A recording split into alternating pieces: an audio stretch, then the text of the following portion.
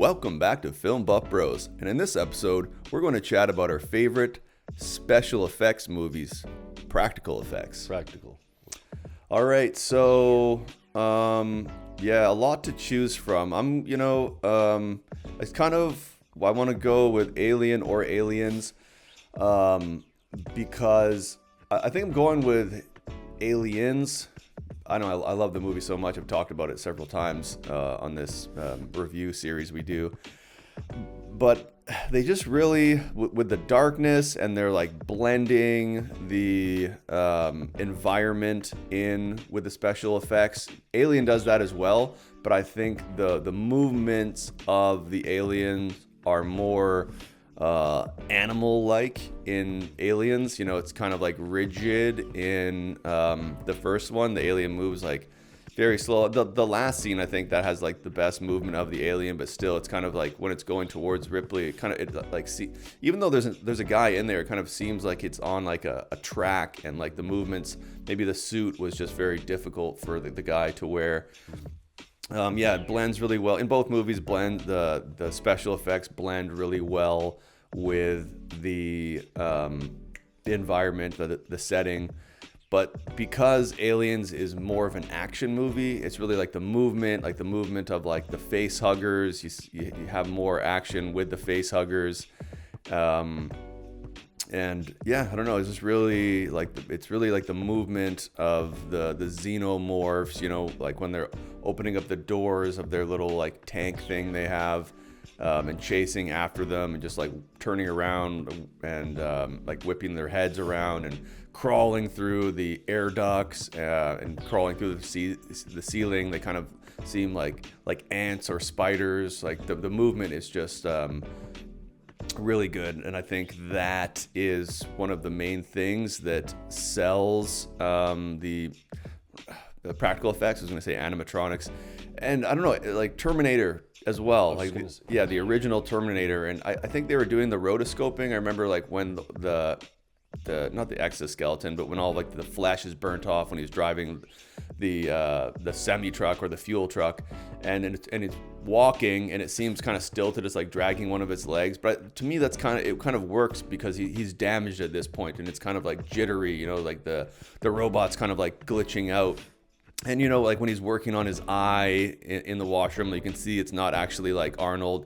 So there's a couple reasons I'm not choosing that as my number one, but I think that was a very cutting edge use of practical effects. There's so many, like who's that guy, Rick Baker and Tom Savini, right? These guys, like, yeah, Predator. There's so many I could go on and on about, but really I think like the darkness of Aliens, they're able to mask any like imperfections, and because it's like a fast-paced action movie, the movement is really important, and they do it really well. Mm-hmm. I would say Star Wars is pretty amazing for the time. I think we picked the Jurassic Park for CGI because it's the first who does it the best. You know, the first who does it the best, and I think Lucas did that. But also, you know what? Now that I'm thinking about, like, The Thing is very effective as well. And again, shot in the darkness. It's creatures we've never seen before. And it took so much time to, like, you know, you watch the Alien documentary and the Thing documentary, the amount of time and like trial and error to try to find something that looked biological, you know. And but Star Wars for the time, like the crafts, the sets, those little miniatures, and they use that in Aliens as well. And the matte paintings when they land on LV-426 in the background. It's just, there's so much in practical effects. That's why they don't do it anymore, because there's a lot to it. There's a lot of time it takes. It's cheaper now to do CGI. It's quicker. Basically, it's quicker to do CGI now. But practical effects, I wish that Hollywood was still allowed to make films like that, because there's so much you can do. And I think, like you said, with a little bit of errors that you can see in it, like sometimes they've made that so that'll work. Like you said, like the Terminator's injured, so it's gonna have a little jittery. But yeah, Star Wars and The Thing, it's hard to pick between those two. But yeah, I wish practical effects were used more, because to me they're scarier, and especially if you're doing a concept of an alien, like it's gonna move maybe different than a human being, right? So it's like, I just watched the documentary about Geiger and how much effort it took to make those aliens, and how bad it could have been. But it took them so much time to finally perfect it and say, this is, but they weren't even happy with it. Like Geiger was still, he would have taken another 6 months, but he trusted Ridley Scott, and obviously he trusted James Cameron, that they felt it was ready, or ready enough, and I, as a director, I can shoot this.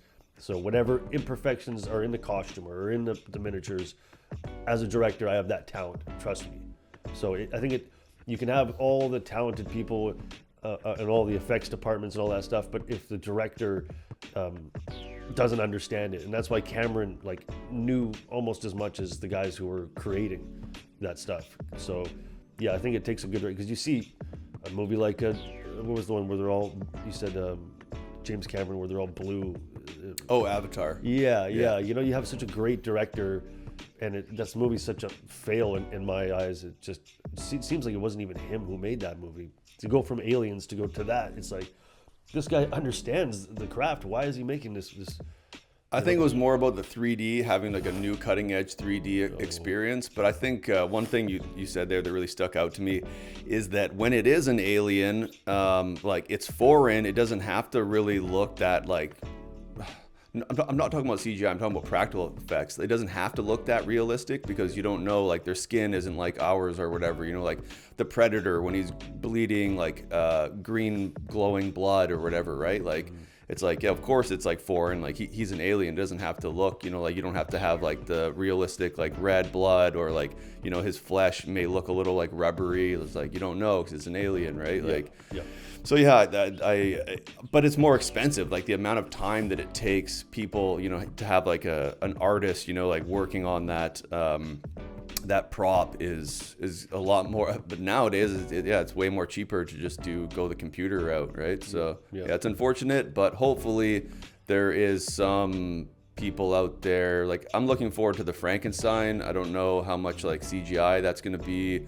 I think Guillermo del Toro, like he likes to use both. So yeah, I'm hopeful for that, but there's not a lot of motivation, financial motivation, right? It really has to, it has to be a labor of love, and you have to have it's like you have to be like the director and like a makeup specialist or a prop specialist yourself to be willing to put that time in to do it, and that's like pretty rare, if not completely obsolete. Yeah, that's true. Yeah. All right, that's our episode for this week. Tune in next week for another episode, and please leave a message below and let us know what kind of movies you want us to review next. And of course, hit that like button and subscribe. Thanks for watching.